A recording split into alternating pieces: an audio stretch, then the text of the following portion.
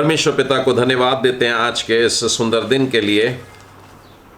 बीते दिनों में हम लोगों ने शुरू किया था मत्ती रचित सुसमाचार का मनन, और पिछले सप्ताह हम लोगों ने मत्ती रचित सुसमाचार के 8वें अध्याय में और उसके पहले वचन से लेकर 17वें वचन तक हमने देखा था कि उसमें 3 ऐसी घटनाएं हैं जहां पर प्रभु यीशु ने बीमारों को चंगा किया है। और हमने देख लिया कि प्रभु यीशु के पास में जो अधिकार है वो अधिकार हमारी शारीरिक बीमारियों से हमें चंगाई देने की है। प्रभु यीशु के पास में बहुत सारे अधिकार है। वे स्वयं इस बात की गवाही देते हैं कि स्वर्ग और पृथ्वी का सारा अधिकार मुझे दिया गया है। और उनमें से हमने पिछली बार एक घटना देखी थी, एक अधिकार देखा था, और वो था कि हमारी शारीरिक बीमारियों की चंगाई का अधिकार प्रभु यीशु के पास में है। और उसमें हमने कोढ़ की बीमारी से प्रभु यीशु ने बीमारों को अच्छा किया। फिर उसके बाद हमने एक लकवे के रोगी को प्रभु यीशु अच्छा करते हैं, यह हमने देखा। और उसके बाद एक स्त्री थी जो बहुत बुखार में थी, जिसको बहुत ज्वर चढ़ा हुआ था, और प्रभु यीशु उनको भी अच्छा करते हैं। आज हम मत्ती रचित सुसमाचार के 8वें अध्याय में ही और उसके 23वें वचन से 27वें वचन पर मनन करेंगे। और यहां पर जो बातें दी हैं वो प्रभु यीशु तूफान को शांत कर रहे हैं। तो पहला वाला अधिकार हमने जो देखा वो प्रभु यीशु का वो अधिकार है जो बीमारियों के ऊपर है।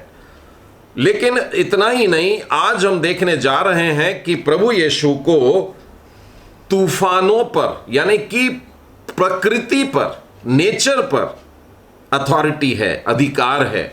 जो हवाएं बह रही हैं, जो तूफान चलते हैं, जो पृथ्वी डोलती है, जो बाढ़ आती है, जो उल्का पिंड गिरते हैं, ये सारी चीजें प्राकृतिक हैं।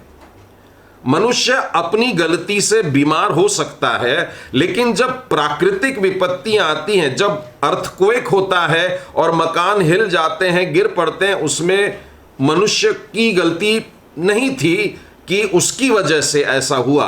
हम देखते हैं कि इन दिनों में जबकि ये पैंडेमिक फैला हुआ है, बहुत सारी लंबी सूची हमें दी गई प्रिकॉशंस की।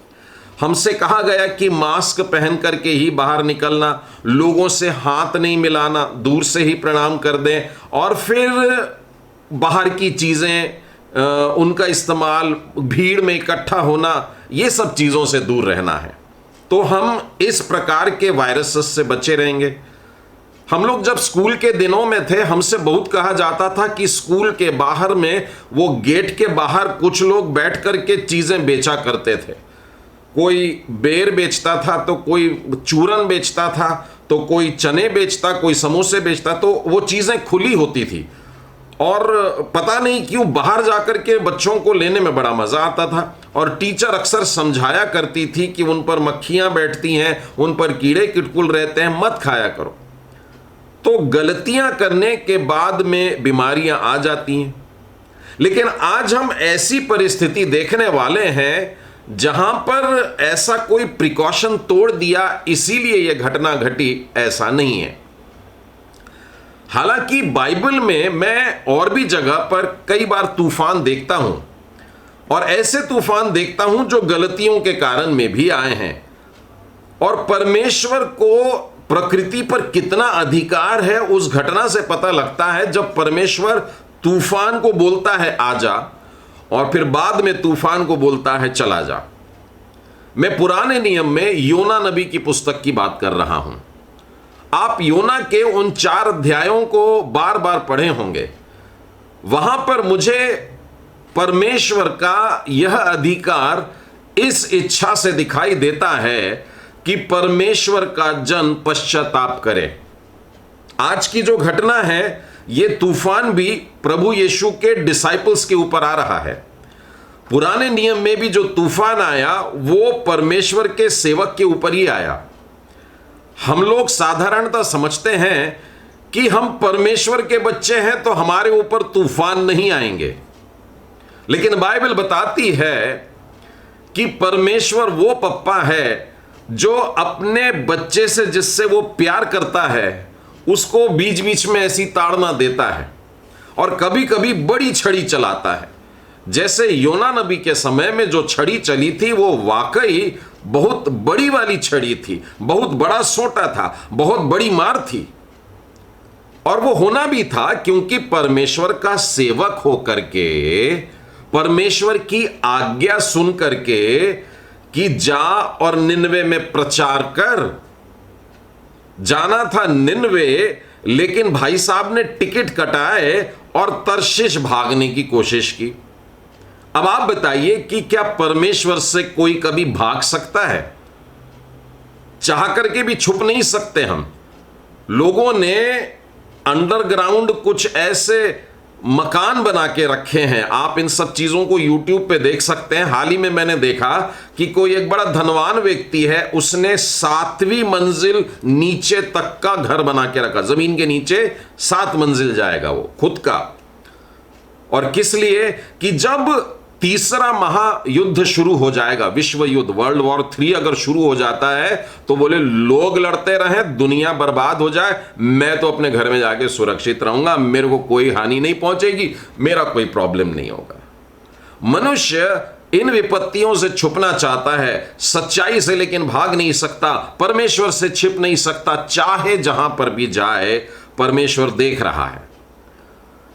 निन्वे को जाने की बजाय तर्शीश के जहाज पर चढ़ गया और जब जहाज समुंदर में पहुंच गया, जब बीच में कहीं जाकर के पहुंच गया, तब और ज्यादा छुपने की इच्छा हो गई तो नीचे तलघर में चले गए, वो शिप के नीचे वाले भाग में चले गए और नीचे में जाकर के योना नबी सो गए।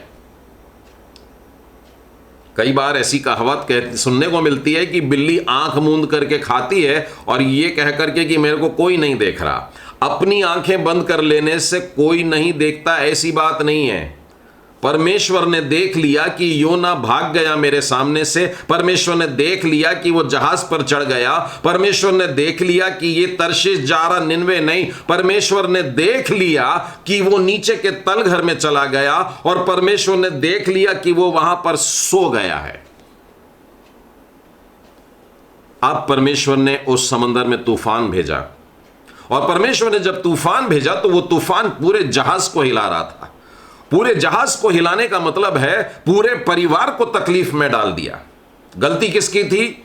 उस जहाज के कप्तान की गलती नहीं थी, उस जहाज के जो खिवैये थे उनकी गलती नहीं थी, उस जहाज के जो पाल को संभालने वाले मजदूर थे उनकी गलती नहीं थी, उस जहाज पर सवार जो व्यापारी थे उनकी गलती नहीं थी। उस जहाज पर सवार सिर्फ एक व्यक्ति की गलती थी। एक व्यक्ति की गलती के कारण पूरा जहाज डोल रहा था। एक व्यक्ति की गलती के कारण कभी कभी पूरा परिवार डोलने लगता है, हिलने लगता है, परेशान होने लगता है, रोने लगता है, गिड़गिड़ाने लगता है, क्योंकि यह तूफान असहनीय हो जाता है और जिसके कारण तकलीफ आई है वो जाकर के नीचे सो जाता है। कितनी अजीब बात है। एक व्यक्ति के कारण सारे लोगों पर विपत्ति आई है, लेकिन जिसके कारण विपत्ति आई है वो तो सो रहा है। और जब पता भी लग जाता है कि किसके कारण है और वो पकड़े जाने के बाद पश्चातापी होकर के उनसे कहता है कि मुझे समंदर में फेंक दो।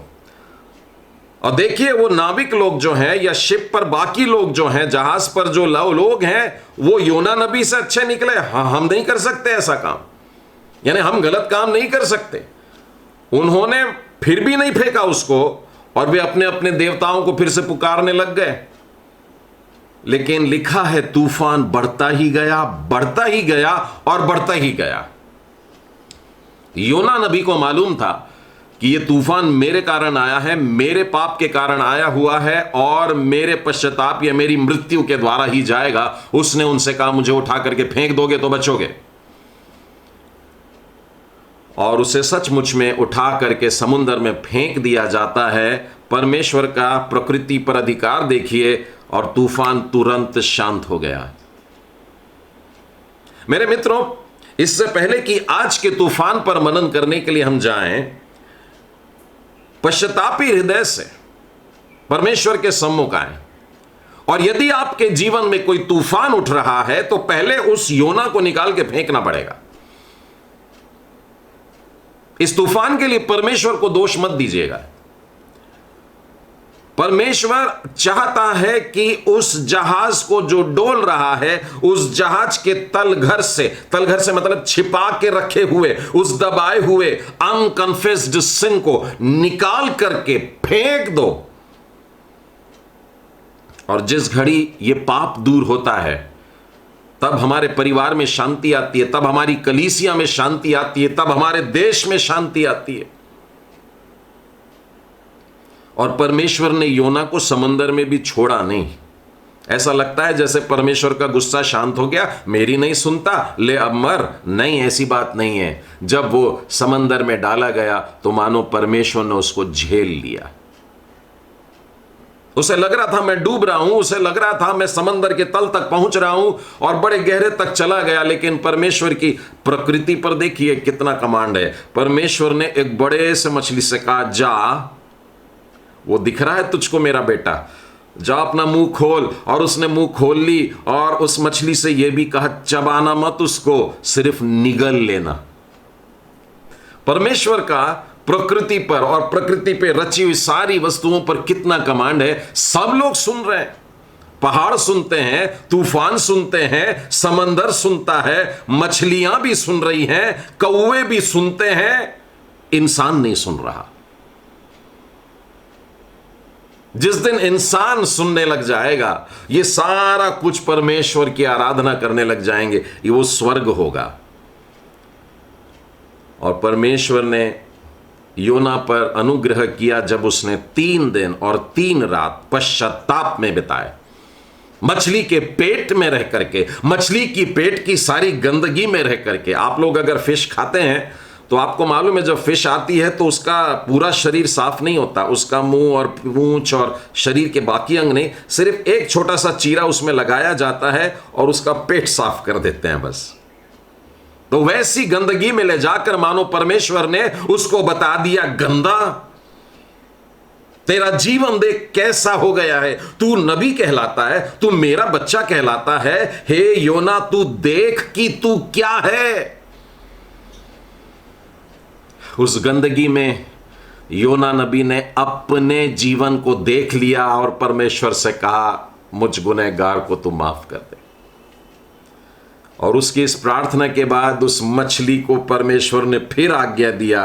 देखिए परमेश्वर की अथॉरिटी। और वो मछली ने जाकर के उसको निकाल दी, उल्टी कर दी, जैसा बोलेंगे बाहर निकाल दी। पेट का वो परमेश्वर का बेटा बाहर निकला।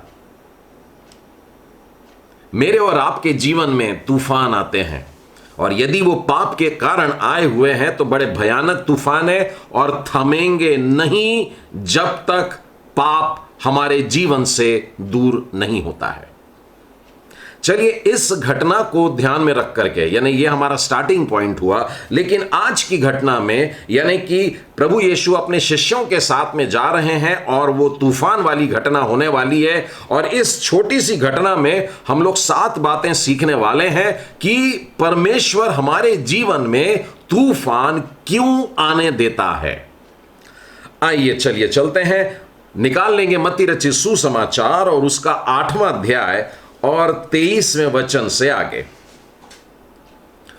जब यीशु नाव पर चढ़ा तो उसके शिष्य उसके पीछे हो लिए। प्रभु यीशु नाव पर चढ़ रहे हैं और एक बड़ा भारी दिन गुजरा है। और अगर आप यही घटना को मरकुस 4 और लूका 8 में भी मिलता है, यह घटना पढ़ेंगे तो आपको यह मालूम पड़ेगा कि दिन भर की घटनाएं हो चुकी है, मतलब एग्जॉस्शन हो गया है, थकान आ गई है। और ऐसे समय के बाद में प्रभु यीशु एक नाव पर चढ़ जाते हैं और नाव में पीछे पीछे चेले भी आ जाते हैं। इस वाक्य को गौर से देखिएगा। प्रभु यीशु नाव पर चढ़ करके गए और प्रभु यीशु गलील की जिस झील को पार करना चाह रहे थे, आप अगर नक्शे पे देखेंगे तो ये रेक्टेंगुलर है, करीब करीब ऊपर से नीचे तक 16 मील का अंतर ऐसा लंबाई चौड़ाई में, और ऐसी सकरी है और आगे जाके यर्दन नदी में गिरती है और फिर अल्टीमेटली डेड सी में जाकर के खत्म होती। और इस रीति से वे नाव पर इस इच्छा से चढ़े हैं कि मैं अगले दिन दूसरे गांव में पाया जाऊं। प्रभु यीशु उस नगर से निकलकर दूसरे में, दूसरे से निकलकर तीसरे में, तीसरे से चौथे में, प्रभु यीशु अपना काम कभी यों खत्म नहीं बोले कि अब मैं और नहीं करूंगा, परंतु वो हमेशा अगले दिन की तैयारी में रहते थे और वो चेलों को ये सब कुछ सिखा रहे हैं, ट्रेनिंग दे रहे हैं। और लिखा है चेले भी उसके पीछे हो लिए। और बस 2 वचन 3 वचन ऊपर अगर आप देखें तो वहां पर लिखा हुआ है कि यीशु के शिष्य बनने का मूल्य क्या देना पड़ता है।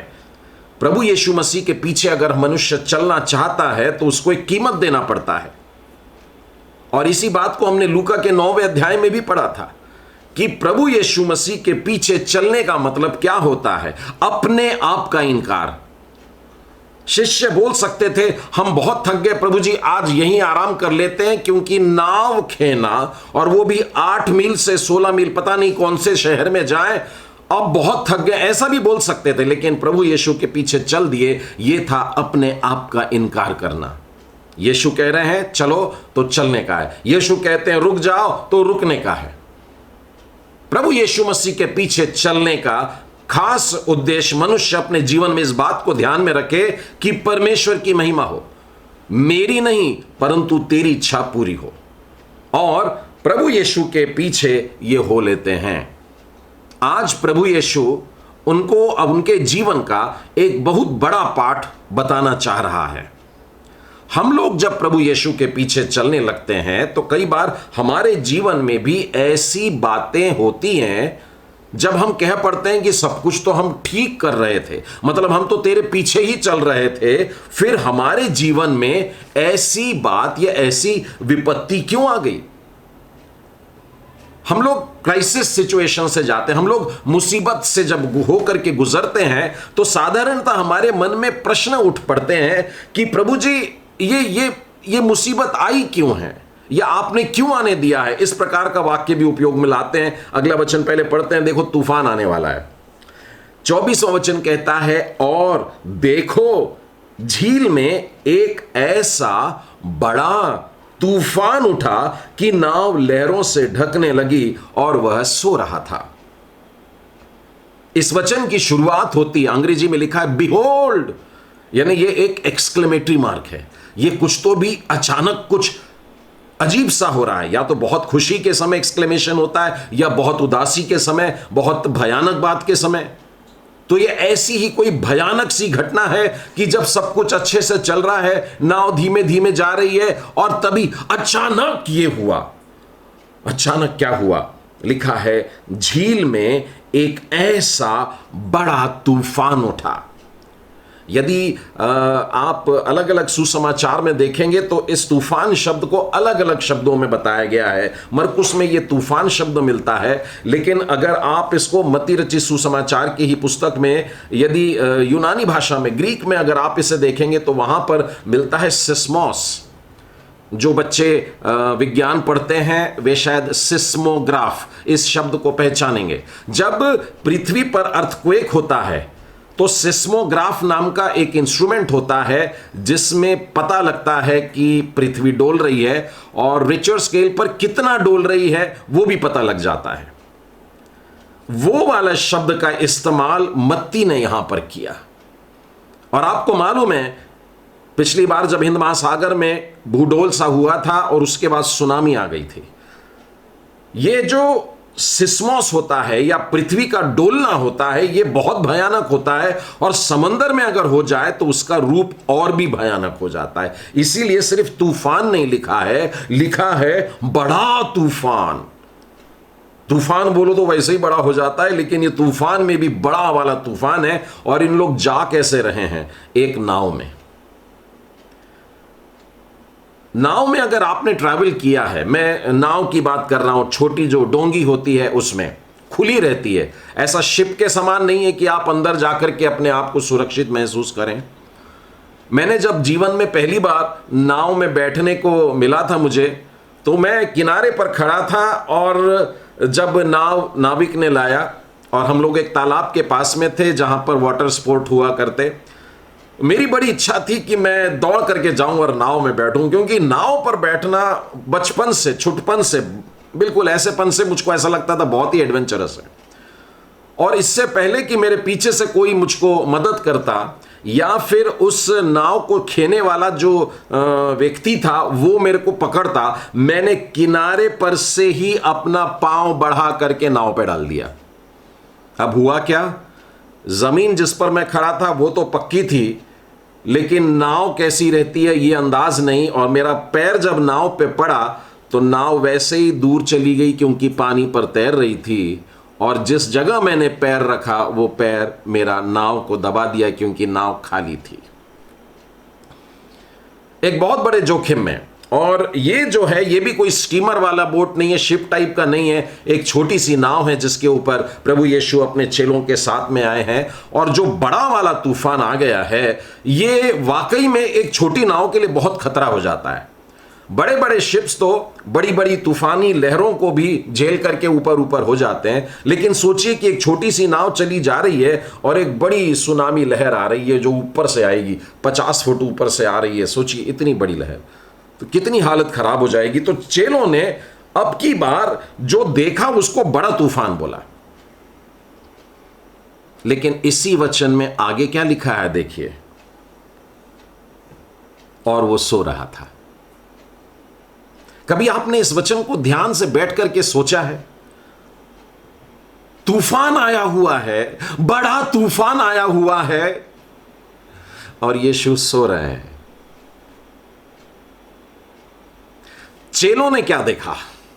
शिष्यों ने देखा कि बाहर तूफान आया है। शिष्यों ने क्या देखा? शिष्यों ने देखा यीशु सो रहा है।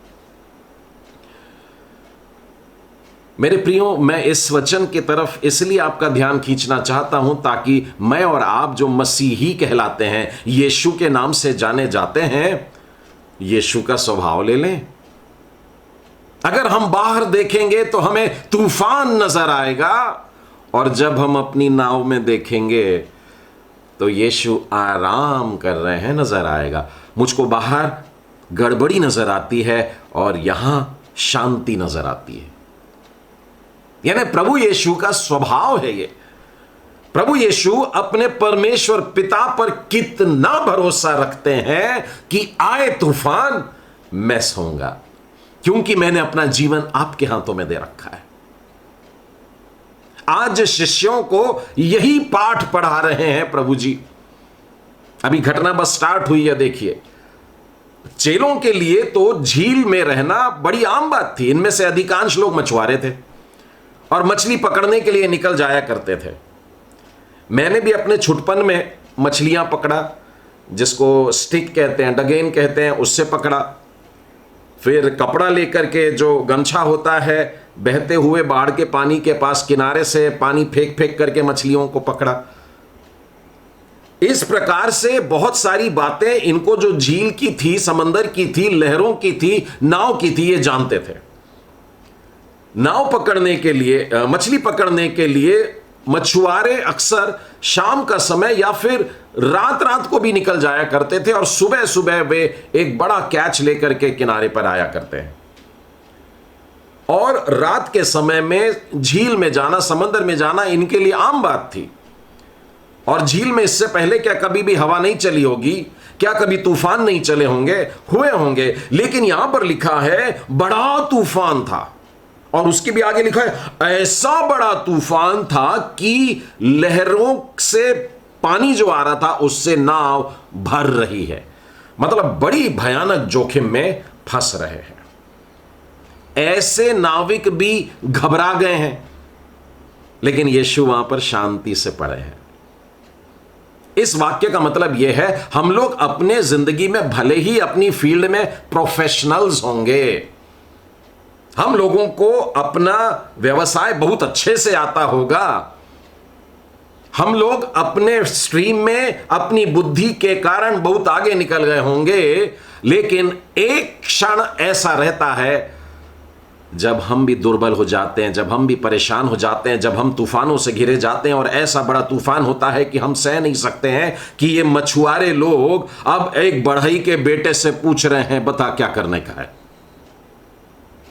यानी अपनी फील्ड का सब कुछ मालूम होने के बाद हम फेल हो गए, प्रभु जी हमें बताइए कि अब हमें क्या करने का है। प्रभु यीशु वास्तव में उनसे कहना चाह रहे थे कि जैसे मैं शांति से पढ़ा हूं तुम भी शांत हो जाओ।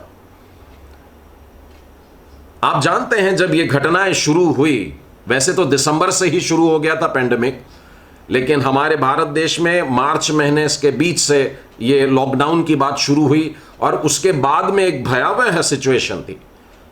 जब तक चीन में चल रहा था तो बहुत से लोग टीवी पे देख करके स्कोर पूछते थे कि चीन में क्या स्कोर चल रहा है, यानी मजा ले रहे थे, मनोरंजन की बात थी। और बड़े अजीबोगरीब वीडियो सामने आते थे कि लोग चलते चलते अचानक गिर पड़े, खड़े खड़े अचानक गिर पड़े। और ऐसा सब देख करके भी शुरू में कुछ हुआ नहीं, लेकिन जब पता लगा कि यही बीमारी अब भारत देश में भी फैल गई, तब अचानक पूरा देश बंद हो गया। भय, बाहर निकलना नहीं, तूफान है, और अंदर बैठ करके बड़ा मजा आ रहा है, अच्छा लग रहा है। लेकिन अलग अलग राज्यों में, विशेष करके महाराष्ट्र में, हम लोग देख रहे हैं कि बहुत बड़ी संख्या में यह बीमारी बड़ी तेजी से फैलती चली जा रही है।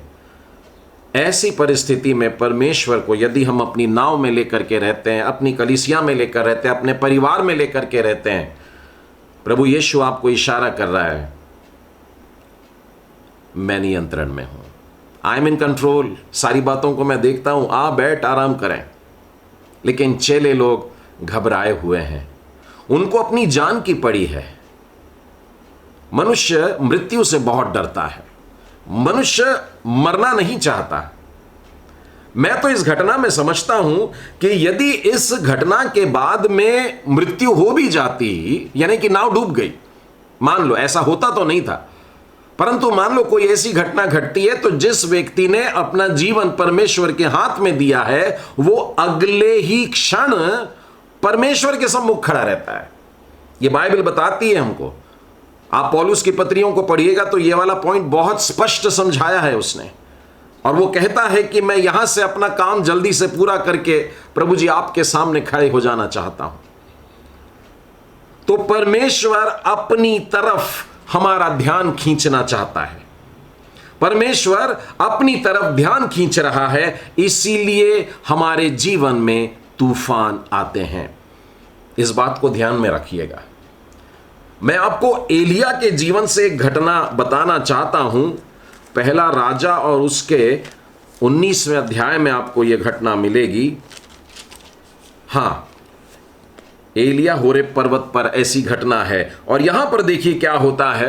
एलिया भाग रहा है।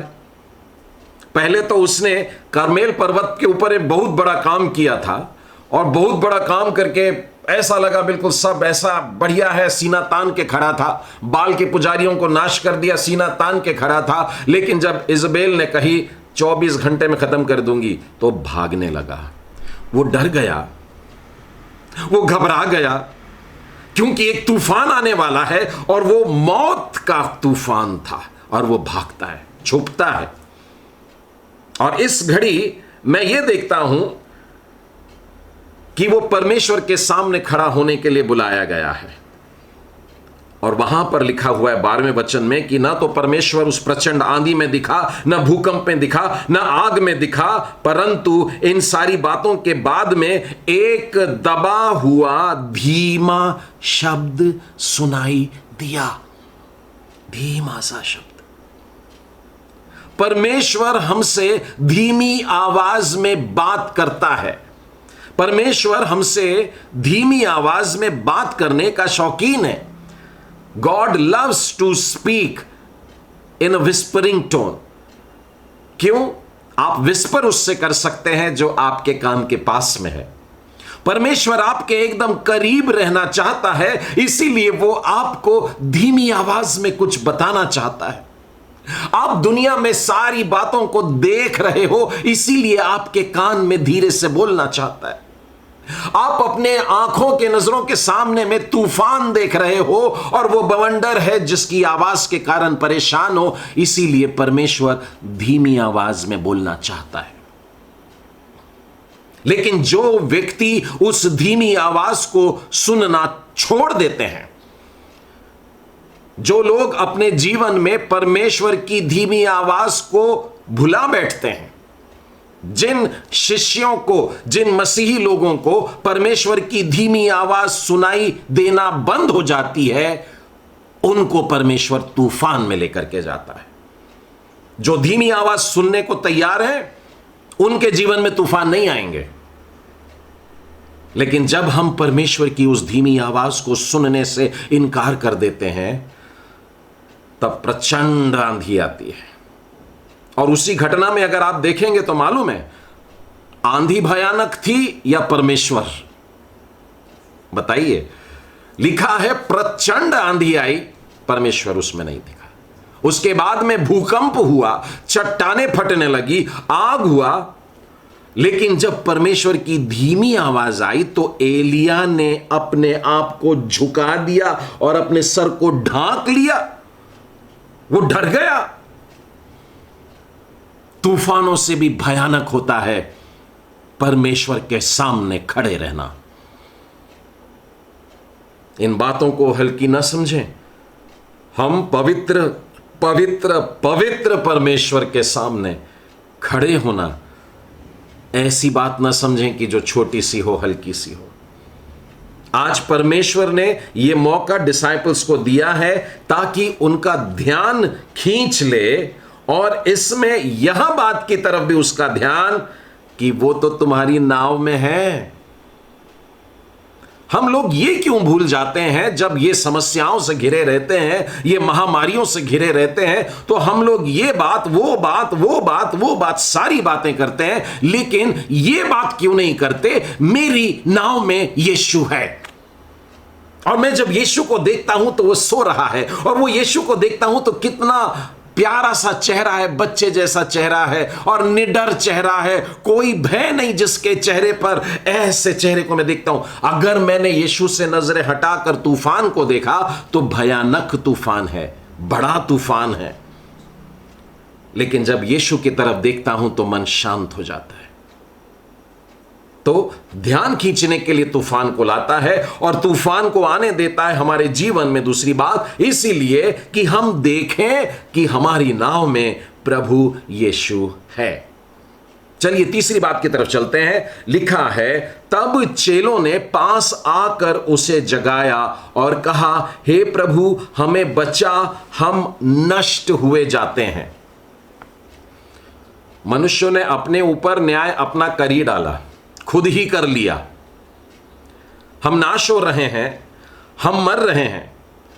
यदि आप इस घटना को मरकुस के 4 में पढ़ेंगे तो वहां पर तो यह भी पढ़ने को मिलेगा कि हे प्रभु जी, क्या तुझको हमारी चिंता नहीं है? हम डूब रहे हैं, हम मर रहे हैं, क्या तेरे को हमारी कोई चिंता नहीं? देखिए, जब हम परिस्थितियों से डरने लगते हैं ना, तब हमसे पाप होने लगता है। यह पाप है। परमेश्वर पर तूफान के लिए उंगली उठाना पाप है। परमेश्वर तो आपको अपने पास लाने के लिए तूफान को भेजा है। परमेश्वर ने आपको गले लगाने के लिए भेजा है। परमेश्वर ने यीशु के साथ में बैठ करके तुम एक हो जाओ इसलिए तूफान को भेजा है। लेकिन आपका ध्यान जीवन की तरफ नहीं है, मृत्यु की तरफ है। हम लोग शैतान की बात कर रहे हैं, हम लोग तूफान की बात कर रहे हैं, हम लोग पैंडेमिक की बात कर रहे हैं, हम लोग महामारी की बात कर रहे हैं, लेकिन जीवन देने वाले परमेश्वर की बात कौन कर रहा?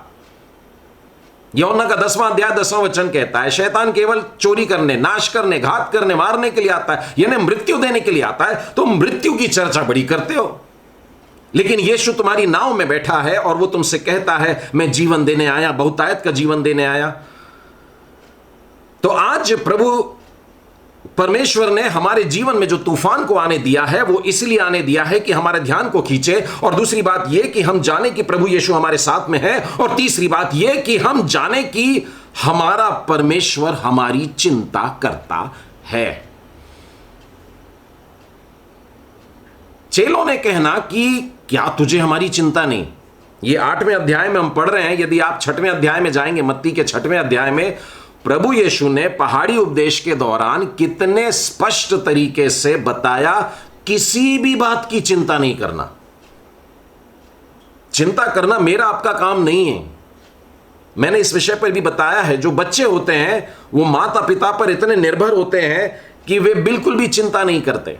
चिड़िया को चिंता नहीं रहती है कि क्या खाऊंगी, परमेश्वर देता है। लेकिन यहां पर एक चेला इस रीति से पूछ रहा है कि क्या तुझे हमारी इतनी भी चिंता नहीं कि हम मरे जा रहे हैं। बाइबल में ऐसी वाली गलतियां और भी कुछ लोगों से हुई हैं। मैं आपको भजन संहिता में से एक वचन पढ़ करके बताता हूं। भजन संहिता और उसका 10वां अध्याय और उसके पहले वचन में देखिए क्या लिखा है। हे यहोवा, तू क्यों दूर खड़ा रहता है? संकट के समय में क्यों छिप जाता है? आप इस वचन का अर्थ समझते हैं? ये प्रभु जी से लड़ रहा है कि जब जब मैं मुसीबत में पड़ता हूं, प्रभु जी पता नहीं आप कहां भाग जाते हो, यानी मेरे को अकेला छोड़ देते हो, मैं तकलीफ में रहता हूं, तू मुंह क्यों छुपा लेता है? लिखा है मैं संकट में पड़ा और तू छुपा लेता है। इस प्रकार की बात हमारे मुंह से ना निकले। मैं एक और वचन बताता हूं, भजन संहिता उसका 44वां अध्याय निकालिए, चैप्टर 44 और उसके 22 के आगे हमें यह मिलता है। हम दिन भर तेरे निमित्त मार डाले जाते हैं और उन भेड़ों के समान समझे जाते हैं जो वध होने पर है, यानी तूफानों से घिर गए हैं और हमारी मृत्यु हमको नजर आ रही है। तो ऐसे समय में हमारे मुंह से क्या निकल गया? हे प्रभु जाग, तू क्यों सोता है? हमारी परमेश्वर की प्रसाद में पहचान ही नहीं है, ऐसा लगता है। हम परमेश्वर को जगाने की बात कर रहे हैं, सोए तो हम लोग हैं। हम परमेश्वर से पूछ रहे हैं तू क्यों सोता है? जिस परमेश्वर के लिए वचन कहता है, जो अपने पलके भी नहीं झपकता, लगातार तेरे को देख रहा है कि एक पल को भी, एक क्षण के 1000 भाग को भी तेरे तरफ से नजर ना हट जाए, उस परमेश्वर से जाकर के हम ऐसा कहते हैं कि तू जाग, तू क्यों सोता है और उठ, यानी बैठा हुआ है हमारा परमेश्वर। हमको सदा के लिए त्याग न दे, तू क्यों अपना मुंह छुपा लेता है और हमारा दुख और सताया जाना भूल जाता है। इस प्रकार से मनुष्य परमेश्वर के साथ में बात करता है, प्रार्थना कर रहा है और उसको लगता है मेरे परमेश्वर से बड़ा प्यारा रिश्ता है। जिनका परमेश्वर से अच्छा रिश्ता है वे परमेश्वर की अच्छी पहचान रखते हैं, और अच्छी पहचान रखने वाले परमेश्वर के लिए ऐसी बातें नहीं बोलते हैं। तो अपने आप को ऐसे गलत कामों से बचाइएगा। परिस्थितियों के लिए परमेश्वर पर उंगली बिल्कुल ना उठाए, और यह भी मत बोलना कि तूने क्यों छोड़ दिया। छोड़ा उसने नहीं है, हम ही हैं जो तूफान देख रहे हैं और लहरों को देख रहे हैं, हवाओं को देख रहे हैं। एक बार तो देख ले कि यीशु तेरी नाम में है, और वो बिना बोले ही प्रचार कर रहे हैं, शांत रहे, मेरे समान आ जा, तू भी लेट जा, तू भी सो जा, चैन कर, परमेश्वर के हाथ में है अपना जीवन, कुछ नहीं होने वाला।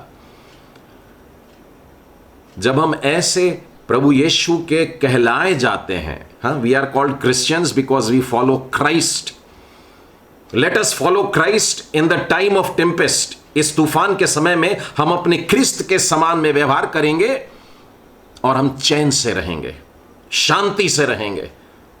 तूफान के कारण नाव डोल रही है, बेशक डोल रही है, इस बात से इनकार नहीं है कि नाव डोल रही है, बुरी तरह से डोल रही है, लेकिन उस परिस्थिति में शांत रहना मेरा परमेश्वर मुझको सिखाता है। क्यों? क्योंकि प्रभु जी हमारे साथ है। तो प्रभु के पास में वो सामर्थ्य है, क्योंकि वो सृष्टिकर्ता परमेश्वर है और इन सारी बातों पर वो अधिकार रखता है। चौथी बात, क्यों? क्योंकि वो हमसे प्रेम करता है। ठीक है, पहली बात हमने देखा कि हमारा ध्यान खींचने के लिए, उसके बाद यह देखा कि वो हमारे साथ में है इसके लिए, और यह भी कि प्रभु की सामर्थ्य इस प्रकृति की बात पर प्रकट हो ताकि हमको बचाए, और वो इसीलिए कि वो हमसे प्रेम करता है। जो प्रेम करेगा वो आपको बचाएगा, अपनी जान पर खेल करके बचाएगा। हमने यूहन्ना के सुसमाचार में पढ़ा प्रेम की परिभाषा। सच्चा प्रेम जो होता है कैसा होता है? जब आपके लिए कोई जान देने को तैयार हो जाए, तब समझ जाना वो आपसे प्रेम करता है। एक बार अकबर ने बीरबल से पूछा था सबसे बड़ा प्रेम कौन सा है। मंत्रियों ने कहा मां का प्यार सबसे बड़ा होता है, लेकिन बीरबल ने बोल दिया कि नहीं, मां के प्यार से भी बड़ा, यानी मां का प्यार सबसे बड़ा नहीं होता है, मां को भी अपनी ही जान की पड़ी रहती है। अकबर राजा बहुत गुस्सा हो गए और उन्होंने बीरबल से कहा अब भी साबित करो, और उन्होंने उसको आंगन में लेके गए और वहां के पानी के टाकी को खाली करवाया और उसके अंदर में गहरे में एक बंदरिया को उसके बच्चे के साथ में रख दिया। और जब पानी भरने लगा तो उस बंदर ने अपने बच्चे को अपने ऊपर बैठा लिया। सारे मंत्री लोग ने सीना तान लिया। अकबर ने कहा बीरबल लो, तुम्हारी बात गलत हो गई, मां ने अपने बच्चे को बचाने के लिए अपनी जान पर खेल गए। तो बीरबल ने कहा थोड़ा सा रुक जाओ, पानी को और बढ़ाओ। और जब पानी काफी ऊपर आ गया तब एक बड़ी दुखद सी बात हुई कि उस मां ने अपने छोटे से बंदर बच्चे को छोड़ दिया और छलांग लगाकर इधर उधर से बाहर निकल गई। परमेश्वर के वचन में लिखा है कि क्या यह संभव है कि कोई मां अपने दूध पीते बच्चे को भूल जाए? इस संसार में जो सबसे बड़ा प्रेम का वर्णन है वो है ममता, यानी मां का प्यार। उससे बड़ा और कोई प्यार नहीं। हां, पृथ्वी पर देख रहे हो तो, लेकिन पूरे संसार को अगर आप देख रहे हैं तो मां से भी बड़ा प्यार करने वाला वो है।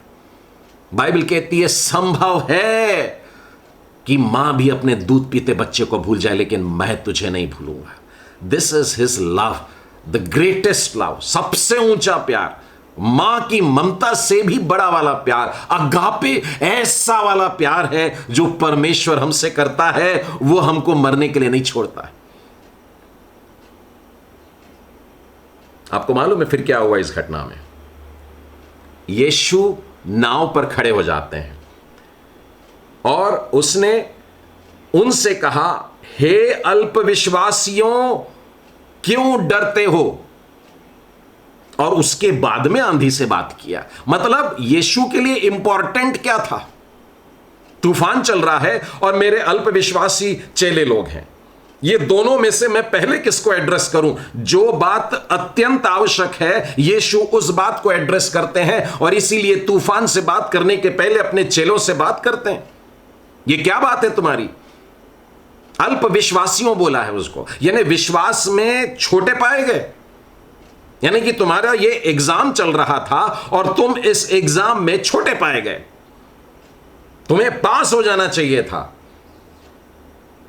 हम लोगों ने इसी अध्याय में आगे देखे थे कि प्रभु यीशु ने 3 बीमारों को अच्छा किया। और सिर्फ इसी अध्याय में नहीं, अगर आप चौथे अध्याय में जाओगे पहाड़ी उपदेश के पहले, वहां पर भी आप पाएंगे कि परमेश्वर ने, यीशु ने अनेकों बीमारों को अच्छा किया और बड़े बड़े काम किए, आश्चर्यकर्म के काम किए। और इनको विश्वास होना चाहिए था कि प्रभु यीशु के पास में ये सारे अधिकार हैं। और प्रभु यीशु ने कोढ़ की बीमारी को अच्छा किया, लकवे की बीमारी को अच्छा किया, ज्वर उतार दिया। सब प्रकार का अधिकार यीशु रखता है। वो यीशु हमारी नाव में है, तूफान आने से हमको क्या प्रॉब्लम है? इन लोगों ने भी चुपचाप बैठ जाना था। अल्पविश्वासी का एक और अर्थ निकल सकता है, यदि ये यीशु के कपड़े को थाम करके भी अगर तूफान को बोल देते तूफान रुक जा, तो यीशु के अंदर से सामर्थ बह करके तूफान को बोल देती रुक जा। यदि आपने प्रभु यीशु के शिष्य बनने के समय में देखा होगा, प्रभु यीशु अपने शिष्यों को बुलाते हैं और उन्हें दुष्ट आत्माओं पर और बीमारों पर अधिकार दिया और कहा कि जाओ और प्रचार करो, स्वर्ग का राज्य निकट आ गया है। प्रभु यीशु ने अपने पास में कुछ अधिकार रख लिया है। यह यीशु के समय की बात है कि चेलों को जब उसने अधिकार दिए तो 2 बातों पर विशेष करके दिया। दुष्ट आत्माओं पर अधिकार, हम लोग अगली बार यह वाला विषय लेने वाले हैं, और उसके साथ साथ बीमारों पर अधिकार, जो अभी तुमने देखा था कि मैंने बीमारों को अच्छा किया है। तो इस रीति से शिष्यों को यह अधिकार दे दिए। शिष्यों को अभी मालूम नहीं है कि प्रकृति पर भी अधिकार होता है। प्रभु यीशु ने उसी अधिकार का उपयोग यहां पर 8वें अध्याय में करके बता रहे हैं। और इसीलिए अपने चेलों को बोला अल्पविश्वासी। जितनी भी घटनाएं ये जो घट रही हैं, और प्रभु यीशु यूं कहता है कि मैंने इज़राइल में भी ऐसा विश्वास नहीं पाया। हमने पिछले संडे इस इस वचन पर मनन किया था। जब कफरनहूम में जाते हैं, वहां पर एक सूबेदार रहता है और उसका एक सेवक बीमार रहता है, और फिर उसके घर जाना चाहते हैं प्रभु यीशु, लेकिन वो सूबेदार बोलता है मैं इस लायक नहीं, प्रभु जी आप यहीं से बोल दीजिए। तो उस विश्वास की तारीफ करता है। यानी चेले लोग सुन रहे हैं कि अगर विश्वास हो तो आश्चर्य कर्म हो सकते हैं, विश्वास हो तो बीमार अच्छा हो सकता है, विश्वास हो तो बड़े बड़े आश्चर्य कर्म हो सकते हैं, विश्वास हो तो बड़े बड़े तूफान रुक सकते हैं। आज यीशु ने यह कहा है कि तुम अल्प विश्वासी हो। मतलब तूफान हमारे जीवन में इसीलिए आया था कि हमारी जांच हो जाए, हमारे विश्वास की जांच हो जाए कि हम कहां तक स्थिर ठहरते हैं। दूसरा शब्द जो यीशु ने उपयोग किया वो है क्यों डरते हो। प्रभु यीशु अपने चेलों को कह रहे क्यों डरते हो। तूफान को देख करके डरना इंसान की फितरत है, हमारे नेचर में है। हमारे ऊपर जब मुसीबत आती है, बीमारियां भी आती, यहां तक कि इन दिनों में तो लोग खांस भी दे रहे हैं ना, तो पसीना छूट जा रहा है। घर में किसी को खांसी हो गई तो बड़ी मुश्किल। डर, लेकिन डर, थाम के सुनिएगा अपने आप को, पाप है। और यदि आप डरते हैं तो आप परमेश्वर के राज्य में प्रवेश नहीं कर सकते। मैं बाइबल का वचन बता रहा हूं, मैं इसके लिए आपको एक वचन बताऊंगा, मेरे साथ में निकालिएगा प्रकाशित वाक्य और उसका 21वां अध्याय। मैं 7वां और 8वां वचन पढ़ता हूं। जो जय पाएगा वही इन वस्तुओं का वारिस होगा, और मैं उसका परमेश्वर होऊंगा और वह मेरा पुत्र होगा। परंतु डरपोकों और अविश्वासी और घिनौने काम, हत्यारे, व्यभिचारी, टोने, मूर्ति पूजक और सब झूठों का भाग उस झील में मिलेगा जो आग और गंधक से जलती रहती है। यह दूसरी मृत्यु है। देखिए, भयानक भयानक कामों की लिस्ट है। अविश्वासी है, घिनौने हैं, हत्यारे हैं, व्यभिचारी है, टोने हैं, मूर्ति पूजक, झूठ बोलने वाले और ऐसे सब लोग। लेकिन ये लिस्ट जहां से शुरू हुई है वो लिस्ट में पहला नाम है डरपोक। ये लोग परमेश्वर के राज्य में प्रवेश नहीं करेंगे। प्रभु यीशु मसीह के साथ में हम आज का सफर जी रहे हैं। 2020 में जो हम लोग अपने जीवन के सफर कर रहे हैं, ये उसके साथ में नाव में बैठ करके हम ट्रैवल कर रहे हैं। और यदि हम डरपोकों के समान जी रहे हैं तो बाइबल कहती है स्वर्ग के राज्य में प्रवेश नहीं कर सकते। तो मेरे प्रियो, ये तूफान आते हैं हमें जांचने के लिए, हमारे विश्वास को जांचने के लिए और इस बात को परखने के लिए कि क्या हम स्वर्ग राज्य के लिए तैयार हो गए हैं। चलिए आगे बढ़ते हैं। तब उसने उठकर आंधी और पानी को डांटा और सब शांत हो गए। बड़ी विचित्र सी बात है। जैसे मानो किसी मम्मा पापा ने अपने छोटे से बच्चे को बोला, ए चुप हो जाओ बिल्कुल, और वो एकदम सहम जाता है। सृष्टिकर्ता परमेश्वर अपनी सृष्टि को जब बोलता है तो वो हो जाता है। प्रभु यीशु मसीह ने कहा था, तुम इस पहाड़ से कह दो कि यहां से उखड़ जाए और समुद्र में जाए तो वो करेगा। तुम इस शहतूत के पेड़ से कह दो कि यहां से उखड़ जाए और चला जाए, वो हो जाएगा। प्रभु यीशु आंधी और तूफान को डांटते हैं। डांटने का मतलब क्या होता है? जब कोई व्यक्ति गलत काम करता है तब अपनी आवाज को हम चढ़ाते हैं और चढ़ा करके उससे कहते हैं कि ये गलत काम ना कर, उसे डांटना कहते हैं। और ऐसी परिस्थिति में हम देखते हैं कि ये जो प्रकृति है, ये प्रकृति बड़ी खूबसूरती से परमेश्वर की आज्ञा को मान लेती है। और जब ये मान लेती है तो चेलों की समझ में अब आ जाना चाहिए कि हमें प्रभु यीशु के कितने ज़्यादा आज्ञाकारी होने की ज़रूरत है। हमारा प्रभु यीशु इन बातों पर भी अधिकार रखता है। चौथी बात जो हमने देखी वो थी कि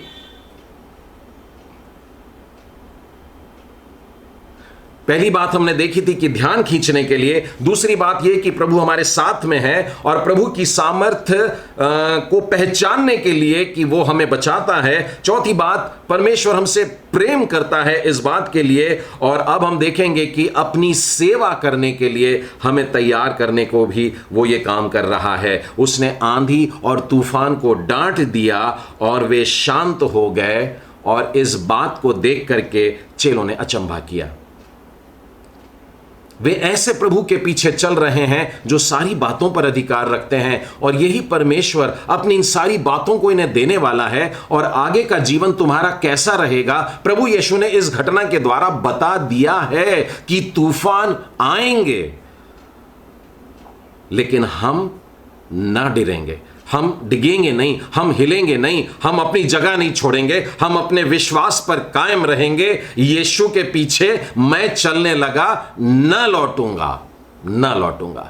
अगर कोई मेरे साथ ना आए फिर भी मैं नहीं लौटूंगा। सारी दुनिया मुझे निराश करना चाहे लेकिन मैं नहीं लौटूंगा, परंतु परमेश्वर की सेवा के लिए मैंने हाथ बढ़ा दिया है। अब मैं आगे की तरफ बढ़ता चला जाऊंगा। वे अचंभा करके कहने लगे, ये कैसा मनुष्य है जो आंधी और पानी भी उसकी आज्ञा को मानते हैं। वे प्रभु यीशु के इस बात को नहीं जानते थे। पहले की घटनाओं में चंगाइयां हुई, पहले की घटनाओं में उन्होंने दुष्ट आत्माओं को निकाला और अलग अलग प्रकार की तकलीफों से, लेकिन अब ये पहली बार उन्होंने प्रभु यीशु मसीह को जब देखा, तो अब देखिए क्या रिएक्शन होता है। यदि हम मरकुस में, इसी घटना को मैं आपको मरकुस के 4 अध्याय और उसके 41वें वचन में आपको लेकर चलता हूं, जहां पर यही घटना है।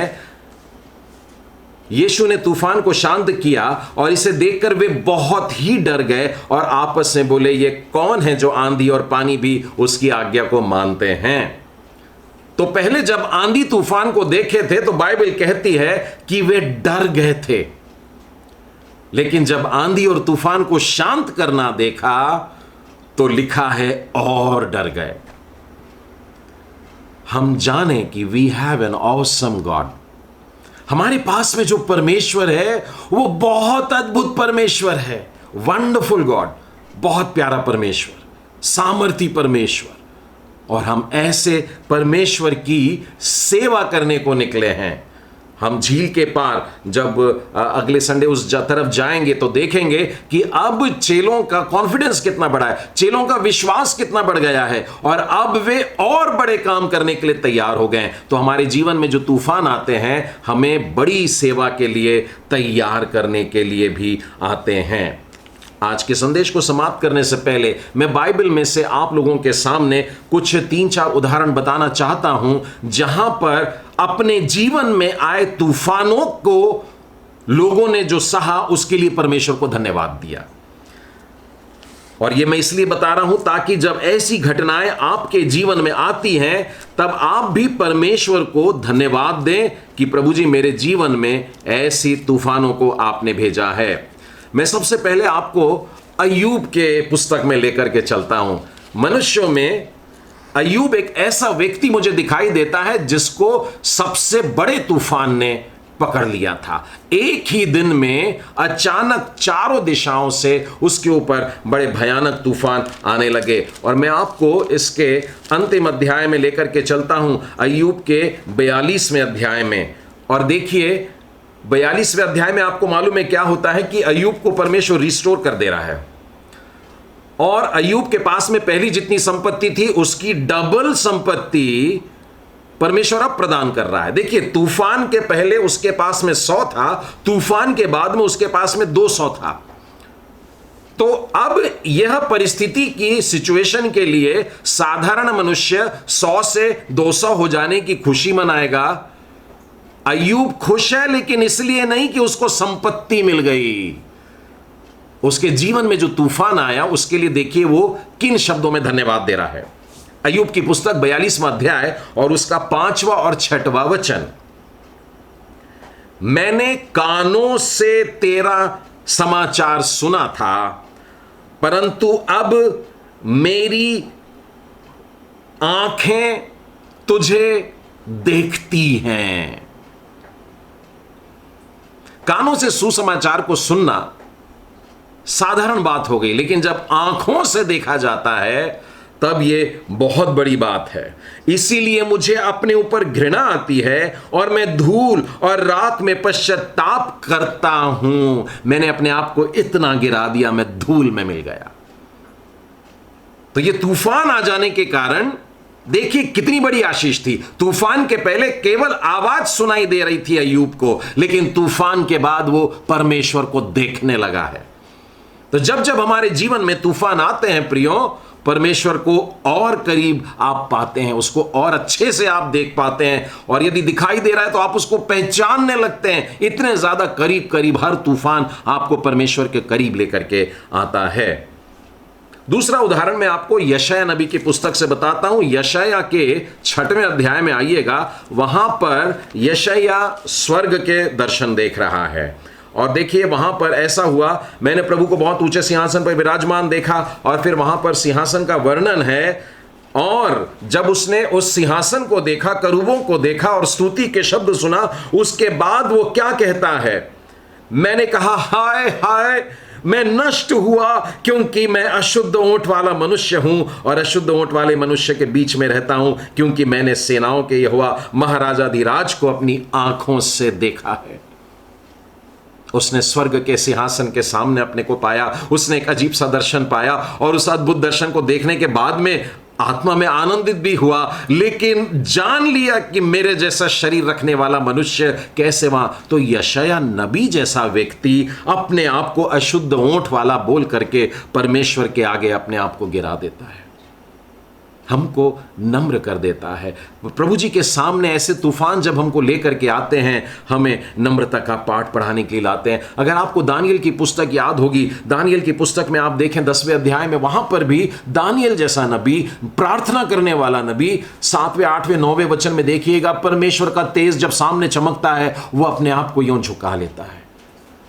हमारे जीवन में जब हम परमेश्वर के आमने सामने आ जाते हैं, वो हमको नम्र बनाता है और झुकाता है, पश्चातापी बनाता है, और इसके बाद में निखर के कि हमारा जीवन आता है।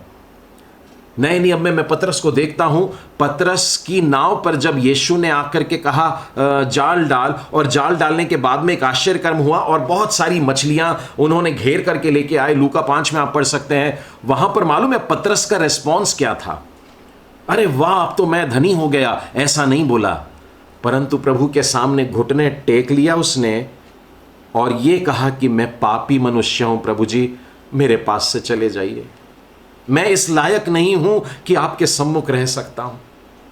हमारे जीवन में जब परेशानी आती है, तूफान आते हैं, और ऐसी परिस्थिति में भी परमेश्वर जब कहता है मैं तुझसे प्रेम करता हूं, एक भी मछली नहीं आई, प्रभु जी रात भर मेहनत किए, कुछ भी नहीं हुआ, मेरे से कुछ नहीं बन पड़ता, आज मेरा परिवार भूखा रहेगा, हम लोग रोएंगे, आज मेरे बच्चे कुछ खाएंगे नहीं आज। ऐसी परिस्थिति में यीशु ने कहा भरपूरी, आनंद की भरपूरी, परमेश्वर के निकट, तेरे निकट आनंद की भरपूरी है। ये सब कुछ देख करके मन बिल्कुल झुक जाता है, प्रभु जी पापी मनुष्य हूं। इसी रीति से हम पौलुस को भी देखते हैं। पौलुस तो बड़ा घुड़सवार व्यक्ति, हाथों में तलवार और गवर्नर की एक ऑर्डर लेकर के निकला था मसीह लोगों को मारने के लिए, लेकिन जब यीशु के साथ में सामना हुआ, प्रभु यीशु के सामने जब वो खड़ा हुआ, प्रेरितों के काम और उसके 9वें अध्याय में देखिए क्या लिखा है। और उसके बाद में 3 दिन और 3 रात वो भूखा प्यासा रह करके, पश्चातापी रह करके प्रभु यीशु के लिए मरने को अब तैयार हो जाता है। जो यीशु के अनुयायियों को मार रहा था, अब वो यीशु के लिए मरने को तैयार है। हमारी जिंदगी के तूफान हमें बचाते हैं। यदि आगे को अपने जीवन में आप पाते हैं कि तूफान आए हैं, तो मैं चाहूंगा कि तूफान को नहीं, अपनी नाव में यीशु को देखिए, कितना शांत है वो, और यही शांति वो हमें देता है, और यही शांति वो हमारे द्वारा दूसरों को बंटवाना चाहता है। बहुत कम समय है, प्रभु का आगमन बेहद निकट है, और इस बचे हुए समय में मैं आप लोगों से आग्रह करता हूं, तूफानों को नहीं, मतलब डर के समाचारों को मत फैलाइए, परंतु शांति के सुसमाचार को, यीशु के सुसमाचार को फैलाइए और बहुतों को बचा लीजिए। परमेश्वर पिता आप सबके साथ हो। आइए हम लोग प्रार्थना करेंगे। जीवते महान प्रेमी परमेश्वर पिता, आज के सुंदर दिन के लिए फिर एक बार धन्यवाद के साथ में आपके पास में आते हैं। प्रभु यीशु, आपके पास में हमारी शारीरिक बीमारियों की चंगाई का अधिकार है, और आज हमने देखा कि आप प्रकृति पर भी अपना अधिकार रखते हैं।